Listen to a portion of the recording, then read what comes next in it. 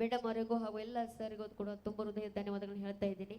ಯಾಕಂತಂದರೆ ನೀವು ಎಲ್ಲರೂ ವಿಶೇಷವಾದ ಕಾರ್ಯಕ್ರಮವನ್ನು ಹಮ್ಮಿಕೊಂಡಿರ್ತಕ್ಕಂಥದ್ದು. ಈ ಒಂದು ಮಾರುತೇಶ್ವರ ಕೋದಂಡ ಗೆಳೆಯರ ಬಳಗದವ್ರು ಏನು ಮಾಡ್ಯಾರ ಅಂತಂದರೆ ನಮ್ಮನ್ನು 12ನೇ ಶತಮಾನ ಕರ್ಕೊಂಡು ಹೋದರು. ಯಾಕಂದರೆ ಅದ್ಭುತವಾಗಿರುವಂತಹ ಕಾರ್ಯಕ್ರಮ. ಇಲ್ಲಿ ನನಗೆ ಫೀಲ್ ಆಗತೈತೆ ಅಂತಂದ್ರೆ ನಾ ಏನೋ ಬಸವ ಕಲ್ಯಾಣದಾಗದೇನೇನೋ ಈ ಕೋದಂಡ ಗೆಳೆಯರ ಬಳಗದವ್ರೇನೋ ಅವರ ಬಸವಣ್ಣವರ ರೂಪದವ್ರು ನಮಗೆ ಕಾಣಕತ್ತಾರೆ. ಅವರ ಏನಾರು ಹಮ್ಮಿಕೊಂಡ್ರೆ ಬಸವಣ್ಣವ್ರು ಏನೋ ಕಾರ್ಯಕ್ರಮ ಹಮ್ಮಿಕೊಂಡಿದ್ದಾರೆ ಕಾಣ್ತದ ಅಂತನ್ನುವಂಥ ಮಟ್ಟಕ್ಕೆ ನಮ್ಮ ಹಿರಿಯ ಕಲಾವಿದರು, ಮಹಾನ್ ಕಲಾವಿದರು, ಮೇಡಮ್ ಅವರು ಹಾಗೂ ಸರ್ಗಳು. ಯಾಕಂದ್ರೆ ಅವರನ್ನ ನಮಗೆ ಹೆಂಗೆ ಅನ್ಸತೈತೆ ಅಂತಂದ್ರೆ ಶಾರದಾಂಬೆಯ ರೂಪದಲ್ಲಿ ಮೇಡಮ್ ಅವರು ಕಾರ್ಯಕ್ರಮವನ್ನು ನೀಡ್ತಾ ಇದ್ದಾರೆ ಅನ್ನುವ ಮಟ್ಟಕ್ಕೆ ನಮಗೆ ಫೀಲ್ ಆಗ್ತಾ ಇದೆ ಅಂತ ಹೇಳ್ತಾ, ಇಲ್ಲಿಯವರೆಗೆ ಅದ್ಭುತವಾಗಿರುವಂತಹ ಸಂಗೀತವನ್ನು ತಾವೆಲ್ಲರೂ ಸವಿದ್ರಿ. ಈಗ ತಮ್ಮ ಮುಂದೆ ಹಾಸ್ಯ ಪ್ರಸಂಗಗಳನ್ನ ತಗೊಂಡ್ಬರುವಂಥ ಪ್ರಯತ್ನವನ್ನು ಮಾಡ್ತಿದ್ದೀನಿ. ತಾವೆಲ್ಲರೂ ಕೇಳಿರ್ತೀರಿ, ನಮ್ಮದು ಇನ್ನೊಂದು ಏನಂದ್ರೆ ಇದು ಆಧ್ಯಾತ್ಮಿಕ ಭಾವನೆ ಮತ್ತು ಒಳ್ಳೆಯ ಕಾರ್ಯಕ್ರಮವನ್ನು ಹಮ್ಮಿಕೊಂಡಿರೋದು. ನಮ್ಮದು ಮಾತುಗಳು ಹೆಂಗಿರ್ತಾವ ಅಂದ್ರೆ ಸಾಮಾಜಿಕವಾಗಿರ್ತಾವ. ಹೇಳೇ ಬಿಟ್ರು ನೋಡೋರು. ಯಾಕಂದ್ರೆ ಜೀವನದೊಳಗೆ ಹೈಟ್ ಇದ್ರೂ ಪ್ರಾಬ್ಲಮ್, ಗಿಡ್ಡಿದ್ರೂ ಪ್ರಾಬ್ಲಮ್. ನೋಡ್ರಿ, ಜೀವನದಾಗ ಹೈಟ್ ಇದ್ರೂ ಪ್ರಾಬ್ಲಮ್, ಗಿಡ್ಡಿದ್ರೂ ಪ್ರಾಬ್ಲಮ್. ನೋಡ್ರಿ, ನಿಮಗೆ ಹೈಟ್ ಇದ್ದವ್ರಿಗೆ ಲಾಭ ಆಗ್ಯದೋ ಅಥವಾ ನಷ್ಟ ಆಗ್ಯದೋ ನನಗೆ ಗೊತ್ತಿಲ್ಲ. ಭಾಳ ತ್ರಾಸ ಆಗೈತೆ ನನಗೆ. ಅಲ್ಲಲ್ಲ, ಈ 2 ದಿವಸ ಇದ್ದಿದ್ದ ಹೇಳಿ ನಡೀತಿತ್ತು. ಅದನ್ನ ಅವಾಗ ಉತ್ತರ ಕೊಡ್ತಿದ್ವಿ ನಾವು. ಯಾಕಂತಂದ್ರೆ ಅದ್ಭುತವಾಗಿರುವಂಥ ಕಾರ್ಯಕ್ರಮ. ಯಾಕಂದ್ರೆ ಹಾಸ್ಯಗಳಲ್ಲಿ ವಿಶೇಷ ಇರ್ತಾವ. ನಮಗೆಲ್ಲ ನಮ್ಮನ್ನ ಪ್ರೇರೇಪಣೆ ಮಾಡ್ತಿರ್ತಾರ ಅವರು ಅದ್ಭುತವಾಗಿ. ಜೀವನದೊಳಗೆ ಹೈಟ್ ಇದ್ರೂ ಪ್ರಾಬ್ಲಮ್, ಗಿಡ್ಡಿದ್ರೂ ಪ್ರಾಬ್ಲಮ್. ನಿಮಗೆ ಹೈಟ್ ಇದ್ದವ್ರಿಗೆ ಲಾಭ ಆಗಿತ್ತು ನಷ್ಟ ಆಗಿತ್ತು ನನಗೆ ಗೊತ್ತಿಲ್ಲ. ಆದರೆ ನಮಗೆ ಗಿಟ್ಟಿರೋದ್ರಿಂದ ಒಂದು ಲಾಭ ಆಗೈತೆ. ಅದು ಏನು ಲಾಭ ಆಗ್ಯದಪ್ಪ ಅಂದ್ರೆ ನಮ್ದು ಎಲ್ಲಿ ಹೋದ್ರೂ ಖರ್ಚು ಕಡಿಮೆ ಇರ್ತೈತೆ. ಎಲ್ಲಿ ಹೋದ್ರೂ ಖರ್ಚು ಕಡಿಮೆ ನಮ್ದು. ನೋಡ್ರಿ, ಬಸ್ನ್ಯಾಗ ಹೋಗ್ಬೇಕಾದ್ರೆ ಯಾರು ಟಿಕೆಟ್ ತಗೋ ಅಂತ ಕೇಳಂಗಿಲ್ಲ. ಇನ್ನೊಂದು ಬಸ್ ರಶ್ ಇದ್ರೆ ನಮಗ ಸೀಟ್ ಸಿಗೋದಿಲ್ಲ ಅಂತ ತಿಳ್ಕೊಬೇಡ್ರಿ. ಯಾರು ತೊಡಿ ಮೇಲೆ ಕರ್ಕೊಂಡು ಕುಂತ ಬಿಡ್ತಾರ. ಹಿಂಗ ಬಸ್ನ್ಯಾಗ ಒಂದು ಘಟನೆ ಆಯ್ತು. ಮನ್ಯಾಗ ರೊಕ್ಕ ಬಿಟ್ಟು ಬಂದ್ಬಿಟ್ಟಿದ್ನಿಪ್ಪ ನಾ. ಹಂಗ ಬಸ್ ಹತ್ತಿ ಬಿಟ್ಟೇನಿ. ಕಂಡಕ್ಟರ್ ಟಿಕೆಟ್ ತಗೊಂತ ನನ್ನ ಹತ್ರ ಬರ್ತಿದ್ರು. ಕಿಶದಾಗ ಯಾಕ್ತೀನಿ, 1 ರೂಪಾಯಿನೂ ಸಿಗೋಲ್ಲ. ಇನ್ನೇನು ಮಾಡಬೇಕು ಅನ್ನೋದ್ರೊಳಗ ಬಾಜುಬ್ರು ತಾಯಂದ್ರ ಅಕ್ಕೋರು ಕುಂತಿದ್ರು. ಅವ್ರನ್ನ ವಿನಂತಿ ಮಾಡ್ಕೊಂಡೆನ, ಅಕ್ಕೋರ ನಮಗೆ ತಾಯಿ ಇದ್ದಂಗ ಹೆಂಗಾದ್ರ ಮಾಡಿ ಕಂಡಕ್ಟರ್ ಅವರಿಂದ ಬಚಾವ್ ಮಾಡ್ರಿ ಅಂದೆ. ಅವ್ರು ಅಂದ್ರು, ಯಪ್ಪ ನನ್ನ ಮಗ ಇದ್ದಂಗ ಅಂತ ಬಾಜು ಕರ್ಕೊಂಡು ಕುಂತ ಬಿಟ್ರು.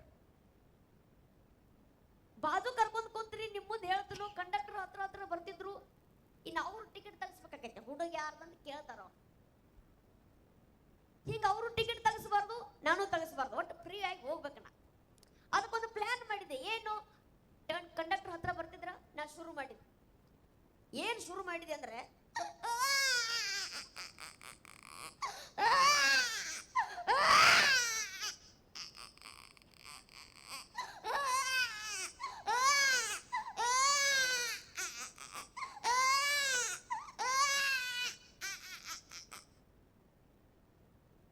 ಹಿಂಗ ಶುರು ಮಾಡಿದೆ. ಕಂಡಕ್ಟರ್ ಅಂದ್ರು, ಎಷ್ಟು ಆಗ್ತದೆ ಕೂರ್ಸೋದು, ಅದಕ್ಕೆ ಏನಾರ ಕೊಡ್ಸೋದಕ್ಕ ಬಂದ್ ಮಾಡಂದ್ರ ಬಾಯಿ ಬಿಸ್ಕಿಟ್ ಗಿಸ್ಕಿಟ್ ಏನಾರ ತಿನ್ಸೋದಕ್ಕ.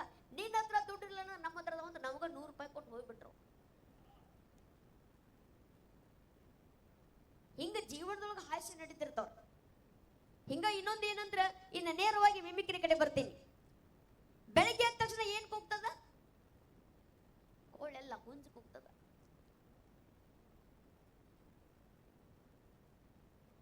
ಕೋಳಿ ಕೂಗಂಗಿಲ್ರಿ, ಹುಂಜ ಕೂಗ್ತದ. ಹುಂಜ ಯಾರು ಗೊತ್ತಾಯ್ತು? ಹುಂಜ ಬೇರೆ ಯಾರು ಅಲ್ಲ, ಕೋಳಿಯ ಗಂಡ. ಅವು ಮದುವೆ ಆಗಿರ್ತಾವ. ಯಾವಾಗಂತ ಹೇಳ್ತನ್ಗಪ್ಪ, ಮದುವೆಗೆ ನೀನು ಬರುವಂತೆ. ಅಲ್ಲ, ನಮ್ಮ ಮದುವೆಗೆ 4-5 ಸಲ ಹೋಗೇನೆ. ತಿಪ್ಪಿ ಮ್ಯಾಗ ಇರ್ತೈತೆ ಮದುವೆ, ತಿಪ್ಪಿ ಮನುಷ್ಯರು ವೇದಿಕೆ ಮೇಲೆ ಬಂದು ಹೂವಿನ ಹಾರ ಹಾಕೊಂಡು ಮದುವೆ ಆದ್ರೆ ಅವು ವಿಶೇಷವಾಗಿ ಜೀವನವನ್ನ ಸಾಗಿಸ್ತಿರ್ತವೆ. ನಾವು ಮನುಷ್ಯರು ಬುದ್ಧಿಜೀವಿಗಳಾಗಿ ನಾವು ವಿಶೇಷ ಜೀವನವನ್ನ ಸಾಗಿಸಿದ್ರೆ ಆ ಪ್ರಾಣಿ ಪಕ್ಷಿಗಳೆಲ್ಲವೂ ಏನು ಮಾಡ್ತಾವ ಅಂದ್ರೆ ಸಹಜವಾಗಿ ಪ್ರಕೃತಿಯೊಂದಿಗೆ ಬದುಕ್ತಿರ್ತಾವ. ಹುಂಜ ಯಾವ ರೀತಿ ಧ್ವನಿ ಮಾಡ್ತದ ಅಂದ್ರೆ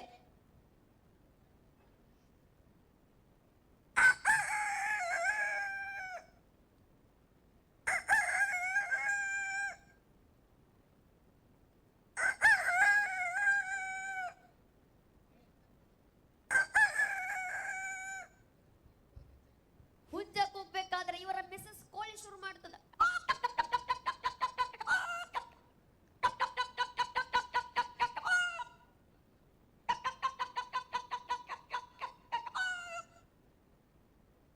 ಇನ್ನು ಕೋಳಿ ಹೇಳ್ಬೇಕಾದ್ರೆ ಇವರ ಪುತ್ರ ಪುತ್ರಿಯರು ಕೋಳಿ ಪಿಳ್ಳೆ ಅಲ್ಲವ, ಯಾರವ್ರು ಕೋಳಿ ಪಿಳ್ಳೆನವರು? ಕೋಳಿ ಪಿಳ್ಳೆ ಅಂತ ನಮಗ್ ಕೇಳಿಸ್ತಿರ್ತಾವ್ರಿ. ಯಾಕಂದ್ರೆ ಸ್ಟೇಜ್ ಹಾಕಿ ಬಿಟ್ಟವ್ರಿ, ಗೌರವ ಕೊಡ್ಬೇಕು ಅವಕ್ಕ. ಕೋಳಿ ಪಿಳ್ಳೆ ಹೆಂಗ್ ಧ್ವನಿ ಮಾಡ್ತಾವ? ಬಾಯಿಲೆ ಮಾಡ್ತಾವ ನಾವು. ನಮ್ಮ ಮಂದಿ ಹಂಗಾರೆ ಎಲ್ಲಿ ಹೋದ್ರು ಇದ್ದದ್ದ ನಮ್ಮ ಒಳಗ.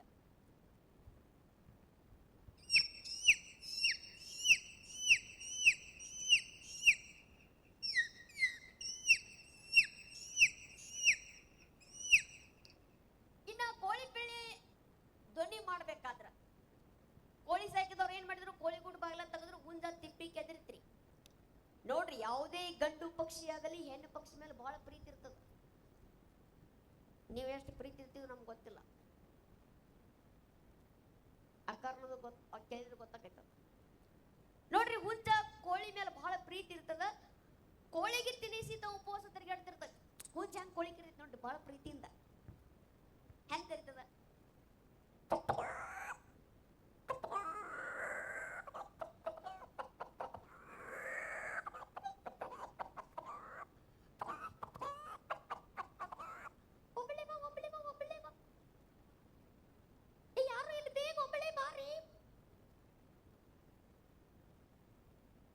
ಅಲ್ಲ, ಬಹಳ ಮಂದಿ ಹಾಕಿತ್ತಿರಂದ್ಮೇಲೆ ಯಾರು ಕರೆದಾರ ನಂಗ?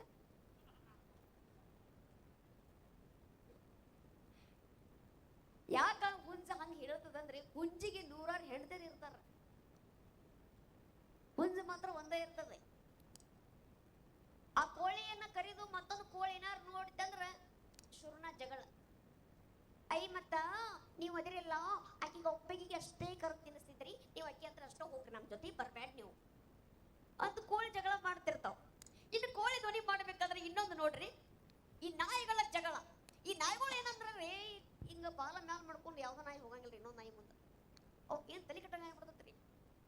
ಯಾವ ನನ್ನ ಮುಂದೆ ಬಾಲ ಮ್ಯಾಲ ಮಾಡ್ಕೊಂಡು ಹೋಗವ, ಇವು ಮಾಡ್ಕೊಂಡಿರ್ತಾವ ಒಂದ್ 3-4 ನಾಯಿಗಳು. ಕೇಳು ನೋಡಿಲಿ ಅವ್ನು ಗುರು ನೋಡಿ ಅವಂಗ. ಇನ್ನೊಂದು ಹೇಳ್ತೈತ್ರಿ, ಬ್ಯಾಡ ಬಿಡೋ ಮರ, ಸುಮ್ಮ ಹೋಗಿ ಕಡ್ದಿಕ್ತ ನಾವೇನು. ಗುರು ಅಂದ್ ನೋಡಲ್ಲ ಅವಂಗ.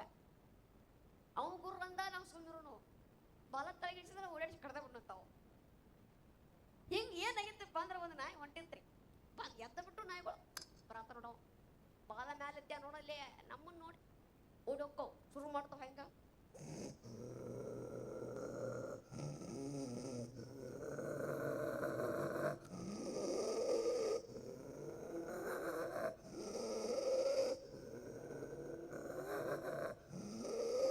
ನಮ್ಮನೆ ಹತ್ರ ಯಾಕೆ ಬರ್ತಾ ಇದ್ದೆ, ಬಾಲ ತಳಗಳಸ ನಿನ್ನ ನೋಡ.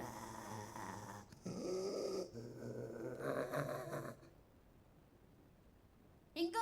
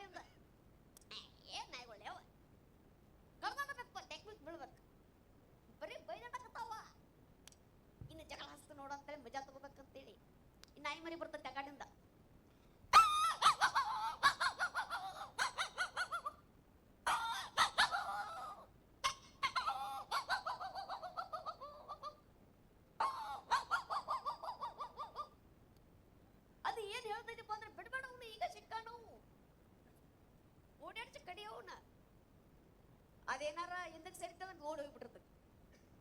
ಈಗ ನಾಯಿಗಳ ಜೀವ ನಡೀತಿರ್ತತಿ. ಇನ್ನೊಂದು ಏನಂದ್ರ ಈ ಜಾತ್ರೆಯಾಗ ಮಕ್ಳು ಅಳ್ತಾವ್ರಿ, ಮಕ್ಳು ಅಳ್ತಾವು. ಇನ್ನೊಂದು ಏನ್ ಘಟನೆ ಅಂದ್ರ ಜಾತ್ರೆಯಾಗ ಕೆಲವರು ತಾಯಂದಿರನ್ನ ಮಕ್ಳ ಕಾಡ್ತಿರ್ತಾವ. ಏನು ಗಾಡಿ ಬೇಕು, ಅದು ಬೇಕು, ಇದನ್ನ ಕೊಡಿಸು ಅದನ್ನ ಕೊಡಿಸು ಕಾಡ್ತಿರ್ತಾವ. ಪಾಪ ಅವ್ರು ಗೊತ್ತಿರ್ತದೆ ತಾಯಂದ್ರಿಗೆ. ಅವ್ರು ಹೆಂಗ ಮಕ್ಳು ಕಾಡ್ತಾರ, ಕೆಲವ್ರು ಹೆಂಗ್ ಸಮಾಧಾನ ಮಾಡ್ತಾರ ನೋಡ್ರಿ. ಸುಮ್ಮನೆ ಜಾತ್ರೆ ಒಳಗೆ ನಡೆದಿರ್ತಕ್ಕಂಥ ಒಂದು ಸೀನ್ ರೀ, ನಾನ ಕ್ರಿಯೇಟ್ ಮಾಡೀನಿ ಅದನ್ನ. ಸುಮ್ಮನೆ ಹಾಸ್ಯಕ್ಕಾಯಿ ಹೆಂಗಿರ್ತೈತಿ ನೋಡ್ರಿ. ಈಗ ಬರ್ತಾನೆ ಹುಡುಗ, 13 ವರ್ಷ ಹುಡುಗಿರ್ತಾವ.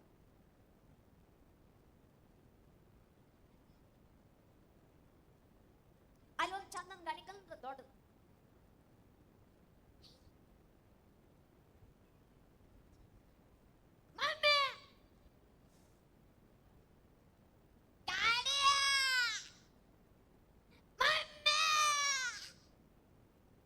ಅವ್ರ ಮಮ್ಮಿ ಕಟ್ತಿರಿಗೆ ನೋಡಂಗಿಲ್ಲ ನೋಡ್ರಿ. 200 ರೂಪಾಯಿ ಹೋಯ್ತ, ಒಟ್ಟತ್ತಿರಿಗೆ ನೋಡಂಗಿಲ್ಲ ಅವ್ರ. ಏನಂದ್ರಿ ಯಾಕಾರ ಏನಾಗಿರ್ತಂದ್ರ, ನೀವು ನೋಡ್ರಿ ಅಂತ ಗಾಡಿ ಕೊಡಿಸಿದ್ರು ಮನಿಗೆ ಬರ್ದಾಗ ಮುರಿದು ಹೋದ ಬಿಡ್ತಾನವ. ಇವ್ರು ಏನ್ ಮಾಡಿರ್ತಾರು, ಎಲ್ಲ ತಾವ ಜಾತ್ರೆ ಮಾಡಿ ಒಂದ್ ಯಾವ್ದಾರ ಒಂದ್ ಅಂತ ಯಾವ್ದಾರ ಒಂದ್ 10 ರೂಪಾಯಿ ಕೊಡಿಸಿರೋದು ಇವ್ರು ಪ್ಲಾನ್ ಮಾಡಿರ್ತಾರ. ಆದ್ರೆ ಹುಡುಗ ಬಿಡಂಗಿಲ್ಲ. ಮನ್ಯಾಗ ಅವ್ರ ಅಪ್ಪ ಅವ್ರ ಅವ್ವನ ಕೈಯಾಗ 200 ರೂಪಾಯಿ ಕೊಟ್ಟದ್ ನೋಡಿರ್ತಾನವ. ಯಾಕೆ ಬಿಡಬೇಕತ್ತನವ ಮತ್ ಶುರು ಮಾಡ್ತಾನ.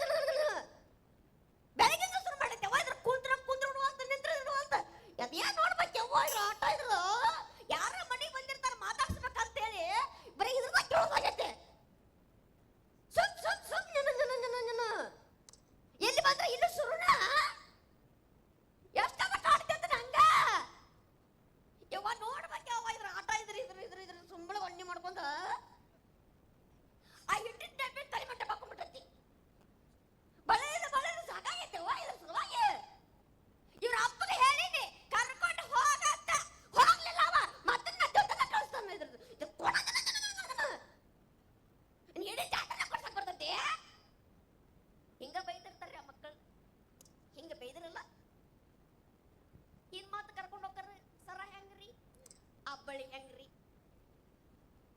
ಇಕ್ಕಿವೇನು ಬೆಂಡವಲಿ ಹೆಂಗ್ರಿ, ಬ್ಯಾರೆ ಡಿಸೈನ್ ತೋರ್ಸ್ರಿ. ಅದ್ರಾಗ ಅವ್ರ ಫ್ರೆಂಡ್ಸ್ ಬರ್ತಿರ್ತಾರ, ನಮ್ಮ ಪಪ್ಪ ಗಾಡಿ ಕುಡಿಸೋನು, ನಮ್ಮ ಮಮ್ಮಿ ಗಾಡಿ ಕುಡಿಸೋಳು. ಇವ್ ಬೇಗ ತಗೊಂಡು ಆಟ ಆಡಕ್ ಹೋಗ್ಬೇಕಂತ ಇವ ಆಮೇಲೆ ಕೊಡ್ಸಿರತ್ತಂತ ಅವ್ರು. ಹಿಂಗ ಎಲ್ಲ ಬಡ್ಕೊಂಡ್ ತಿರ್ಕೊಂಡ್ ತಿರ್ಗಾಡಿ ಬಿಟ್ಟಿರ್ತಾರ. ಕೊನೆದಾಗ ಸಿಟ್ಟಿಗೆ ಎದ್ದು ಬಿಡ್ತಾನ. ಬರ್ರೆ ಎಲ್ಲ ನೀನ ತಗೊಳಕತ್ತಿಲ್ಲ, ನನಗೇನೋ ಪಡ್ಸಾವ ಅಲ್ಲಿ, ನನಗೆಲ್ಲ ಮನೆ ಪಪ್ಪ ಗಾಡಿ ಕೊಡ್ದು 200 ರೂಪಾಯಿ ಕೊಟ್ಟವನು. ಬರ್ರೆ ಎಲ್ಲ ನೀನ ತಗೊಳಕತ್ತಿಲ್ಲ, ನಂಗೆಲ್ಲ ಮಾತಾಡ ಬರ್ರೆ ಎಲ್ಲ ನೀನ ತಗೊಳಕತ್ತಿ. ಬೌ ತಗೊಳ್ಳೋದು, ಪೆಂಟಿ ಬ್ಯಾಗ್ ತಗೊಳ್ಳೋದು, ಆಮೇಲೆ ಸರ ತಗೊಳ್ಳೋದು, ಬಳಿ ತಗೊಳ್ಳೋದು, ಆಮೇಲೆ ಲಿಪ್ಸ್ಟಿಕ್ ತಗೊಳ್ಳೋದು.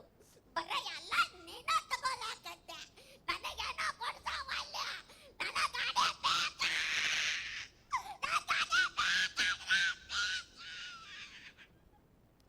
ಹಿಂಗ ಒಂದು ಊರಾಗ ಹಿಂಗ ಅಂದ್ಬಿಟ್ಟು ನೀ ಗಾಡಿ ತಂದು ಕೊಟ್ಬಿಟ್ಟು ಸುಮಿರಪ್ಪಿ ಅಂತ ಹೇಳಿ. ಹಿಂಗೂ ಘಟನೆ ಹಾಕಿರ್ತಾವ್ರಿ. ನಾಯಿಗಳು ಕೊಟ್ಟೆ ಹೋದ್ರ ಮುಂದೆ ನಾಯಿ ಬಂದ್ಬಿಟ್ಟಿರ್ತೈತಿ ಆ ಕಡೆಯಿಂದ. ಮುಂದೆ ಬಂದಿತ್ರಿ ಒಂದು ಊರ್ಸ್ ಕಾರ್ಯಕ್ರಮ ಐತ್ರಿ ಒಂದು ಊರಾಗ. ಮುಂದೆ ಗ್ಯಾಪ್ ಬಿಟ್ಟಿದ್ರು, ಆ ಕಡೆಯಿಂದ ನಾಯಿ ಬಂದು ನನಗೆ ಎಣ್ಣೆ ಏನಾಗ್ತಿರ್ತಾವ. ಅವಕ್ಕೆ ಏನು ಗೊತ್ತಿಲ್ರಿ, ನಾ ಮೆಮಿಕ್ರಿ ಮಾಡ್ತಿರ್ತನು, ಅವಕ್ಕೇನು ಬೈದಾಕೈತೋ ಏನು ಹೊಗಳಿದಾಕೈತೋ ಒಟ್ಟ ಗೊತ್ತಿಲ್ರಿ.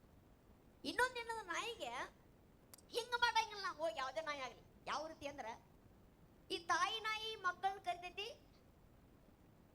ಗಂಡ ಹೆಣ್ಣಾಯಿನ ಕರಿತಿರ್ತೈತಿ. ಹೆಂಗಂದ್ರ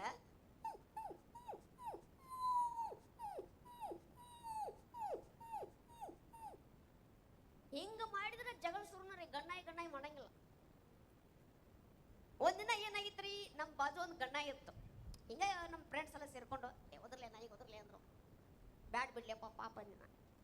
ಹಿಂಗ ಈ ನಾಯಿ ಬಾಜು ನಿಂತು ನಾವು ನಾಯಿಗೆ ಒದರ್ ಬಿಟ್ನಿ, ಅದು ಬಂದು ಬಿಡ್ತೀರಿ ಆ ಕಡೆಯಿಂದ ಓಡಾಡ್ಸಿ ಪಾಪ ಕಡ್ದ ಬಿಡ್ತೀರಿ ಅದನ್ನು, ಏನು ಉಳಿಸಲಿಲ್ಲ. ಅವು ಏನು ಬೈದಂಗ ಹಾಕೋ ಗೊತ್ತಿಲ್ಲ, ಭಾಷೆಗಳನ್ನ ತಿಳ್ಕೊಳ್ಳೋ ಪ್ರಯತ್ನ ಮಾಡ್ತಿರ್ತೀನಿ. ಈ ನಾಯಿಗಳ ಜಗಳ ಹೆಂಗಿರ್ಬೇಕಾದ್ರೆ ಇನ್ನು ಬೆಕ್ಕುಗಳ ಜಗಳ, ಬೆಕ್ಕುಗಳ ಜಗಳ ನೋಡ್ಬೇಕಾದ್ರೆ ನೀವು ಹೆಂಗಿರ್ತೈತಂದ್ರೆ ಭಯಾನಕವಾಗಿ ಬೊಗಳ್ತಿರ್ತಾರಲ್ಲ, ಒದರ್ತಿರ್ತಾವ. ಹೆಂಗಂದ್ರೆ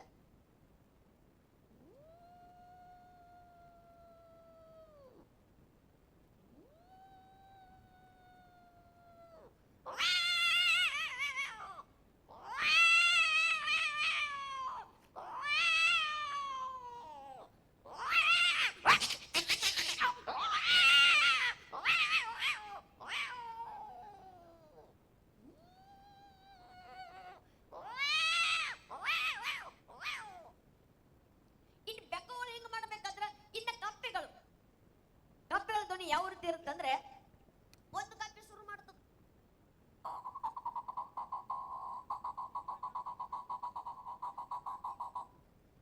ಇನ್ನೊಂದು